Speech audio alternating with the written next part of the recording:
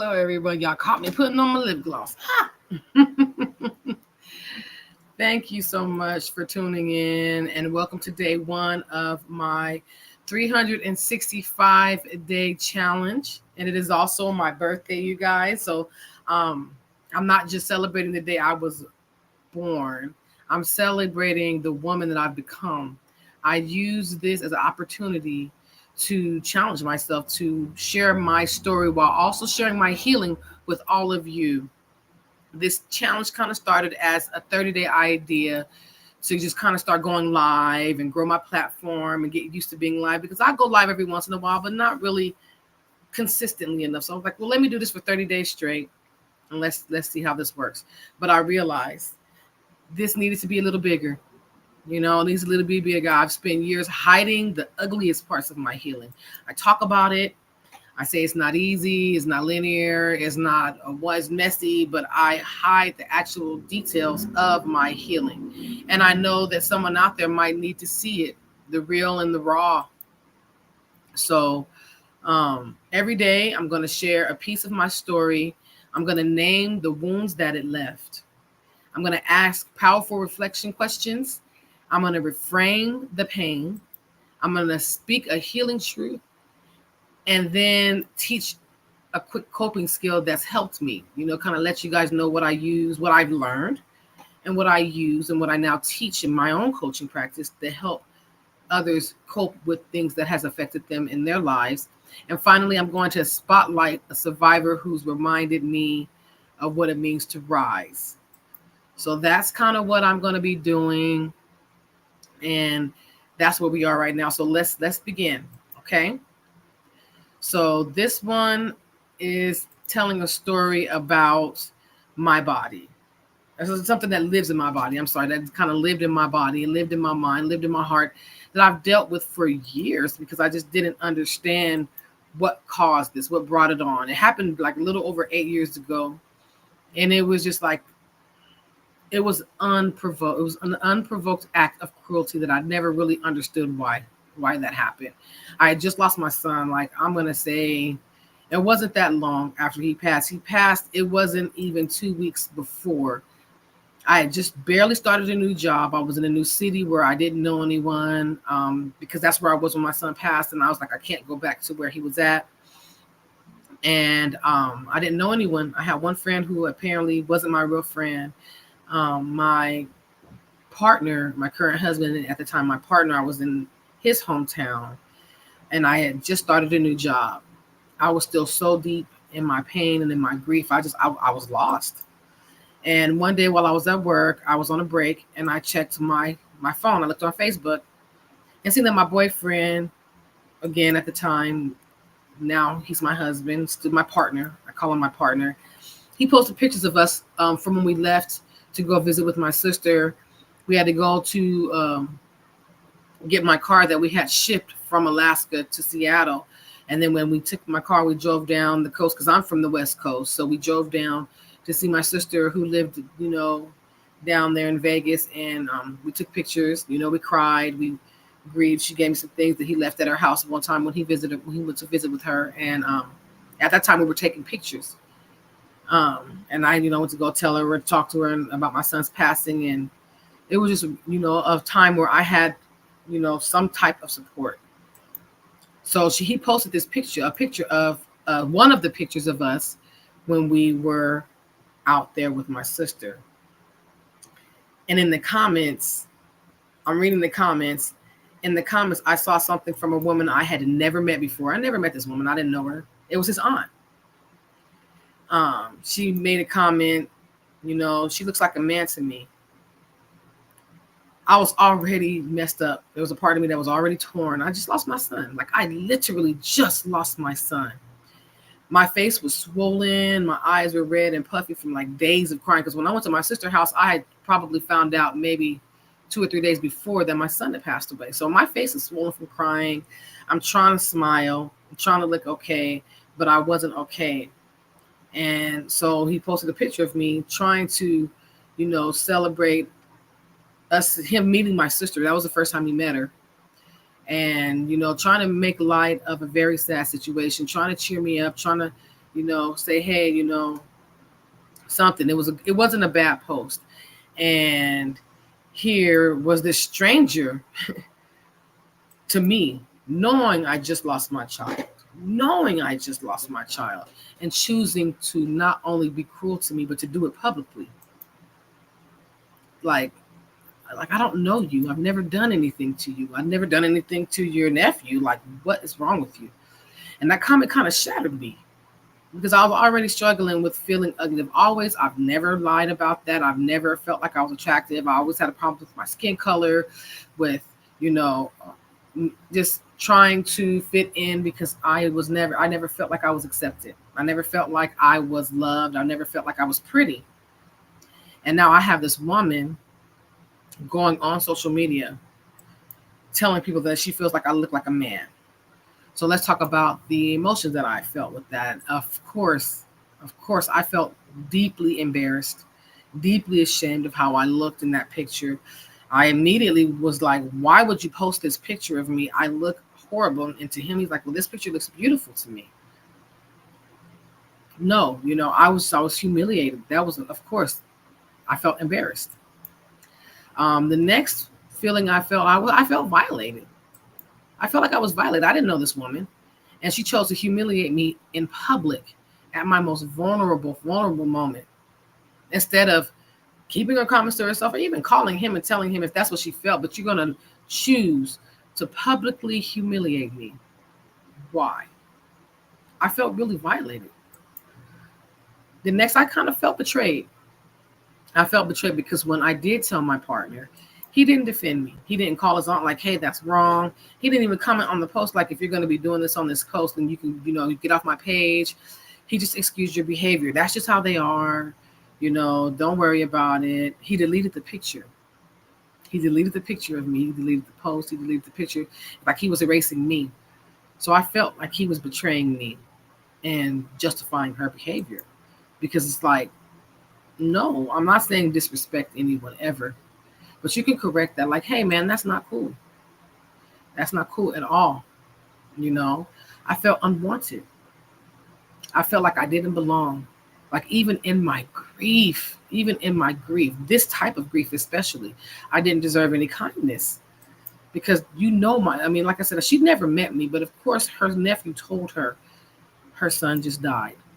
What you guys didn't know is when I went to go pick up my car and go meet my family, his family was telling him, like, let her handle that on her own. She doesn't need you to do that.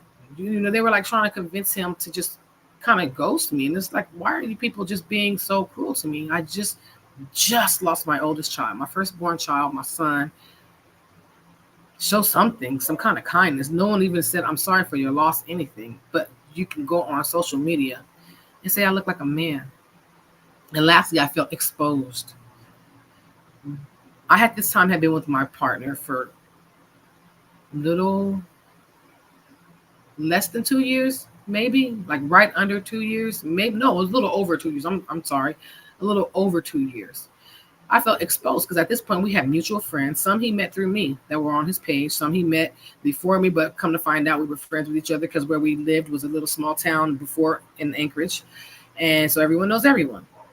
So he had a lot of my friends that I've been knowing for 10, 12 years on his page. And in my family members were on his page because they were, they met him through me. And of course they like him. He's not a bad guy. He's a cool person. But I felt exposed because they seen this.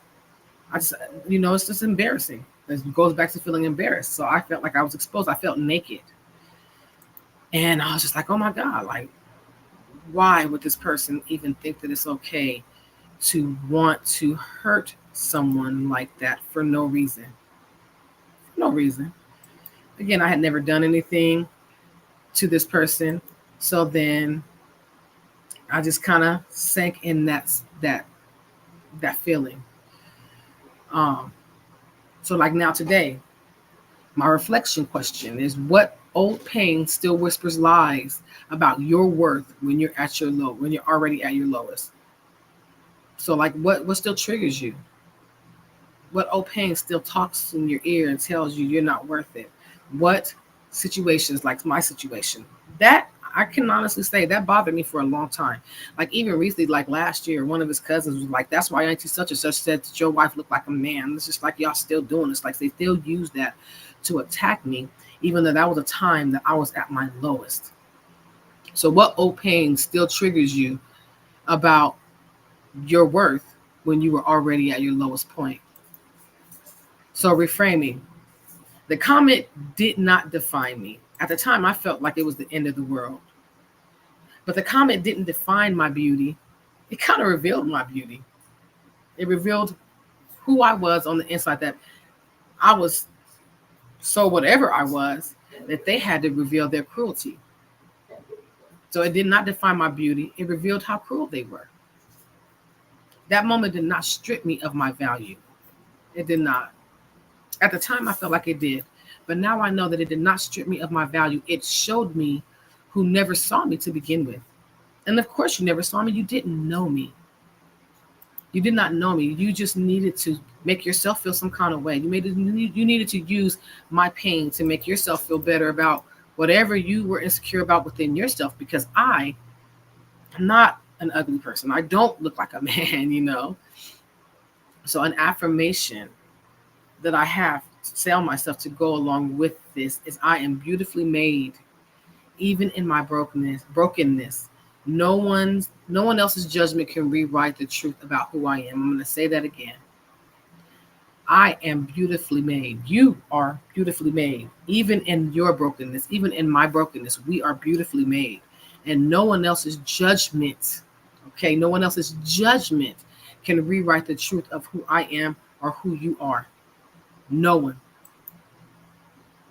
So next is going to be kind of a mini empowerment session. That's what I'm going to call these mini empowerment sessions, where I teach you things that I learned during my time with this particular situation. And my coping skill is mirror reclamation. It's a mirror reclamation. I cannot say that word. Exercise. When that voice comes back to you, that one that tells you that you're ugly, you're not enough, you're too much, you're worthless, you're this, you're that, or anything negative, I want you to look in the mirror. See, my mirror is right here. So I want you to look in the mirror. Okay? Look in the mirror, in your eye, and I want you to speak out the truth. This is what I had to do. I had to look in the mirror. And it wasn't easy. I cannot stand looking at myself. But as you look in the mirror and you speak your truth out loud. Don't say it in your head. Don't whisper it. Speak it out loud. Speak it out loud. This is my face, and I love her. This is my face, and I love her. You say that to yourself. This is my face, and I love her. This body carried me through grief. This body carried me through X, trauma, grief, whatever it is. Your body carried you through that. This is my face, and I love her. This body carried me through grief. I am not their opinion. I am my own truth. I am not their opinion. I am my own truth. This is something that was really powerful that I had to repeat over and over again, over and over again. Repeat it for 60 seconds, even if you cry, even if you don't believe it, even if you feel like this is just a waste of time. Say it until your spirit hears you. Say it until your spirit hears you, okay? Because your body carried you through this. Your body carried you through this. And you need to remind yourself, you are not what these people think of you. You're not what that person thinks of you. You're not even what those evil thoughts that were planted in your mind thinks of you. Okay, so I'm going to give you guys a challenge. This is an empowerment challenge today. Just today, I challenge you to look into your mirror. My mirror is right here. And speak one kind truth about your reflection. This isn't the coping skill. This is just a challenge today. One kind truth about your reflection, just one. Then share it in my comments. or on your stories and tag me in it. And if you want me to celebrate with you, you know, we're going to celebrate together. Hey, hey, hey. So I'm going to look in my mirror and say one truth about me, that I think that my smile is very welcoming. And I do believe that. I genuinely believe, I feel like I do have a welcoming smile. Because every time I see someone and I smile at them, they walk up to me, they approach me, hi. And I'm like, hi. Because I really genuinely like to welcome people, and I want people to feel comfortable with me. And I love that my smile has the ability to do that. Now, there was a time I would never have been able to do that, but I'm doing that today. So you've walked with me through through day one of my story, my strength, my 365-day challenge. Because you guys, I still have 364 more days to go. Woo! Lord, Lord, Lord, Lord. So you've walked with me through day one. And now I want to honor someone who has helped me walk into my power. Her name, she doesn't know I'm doing this, is Miss Debbie Greer Chamberlain. She is a woman who was betrayed by those who were supposed to love her and raise her and cherish her, and they abandoned her. They abandoned her, dropped her off in an orphanage, her and her siblings, when she was young, and she spent most of her life in an orphanage, abandoned by those and not really understanding what love was. But she still moves through this world with so much grace, so much love. You talk about my smile, that woman's smile will fill up your whole heart, man. I miss her so much. We used to talk more, but our lives, but she still follows me. She still checks in with me. She still reaches out. She is one of the biggest supporters I have. Miss Debbie was one of my first podcast guests, honestly, back when I didn't even show my face on camera, when I was making recordings and putting them on Spotify. I was terrified of even my own voice. But her spirit, her support, and her resilience, she lights up everyone she meets. She does. Anyone who's on my page, I welcome you to meet her, because she is a powerful speaker. A powerful speaker. She was one of my speakers at my Rise and Thrive Empowered Voices Summit. And everyone who heard her was immediately moved, immediately touched. And I want to thank her so much. So Miss Debbie, thank you for reminding me what it means to rise. I appreciate you. I love you so much. So that's the end of this. And I want to thank you all for being here on day one of this wild, vulnerable, powerful journey. If today moved you, stay with me, because tomorrow is another day, another wound, another moment to rise. And if you like this, if it resonates with you, like, share, subscribe, comment. Let's keep this movement going. We cannot keep this to ourselves. We have to share this with the world so everyone can understand that healing is not easy. Healing will never be easy, but it is possible. So until then, keep breathing, keep healing. Thank you so much for sharing this moment with me. And I hope to see you, no, not I hope, I will see you all tomorrow.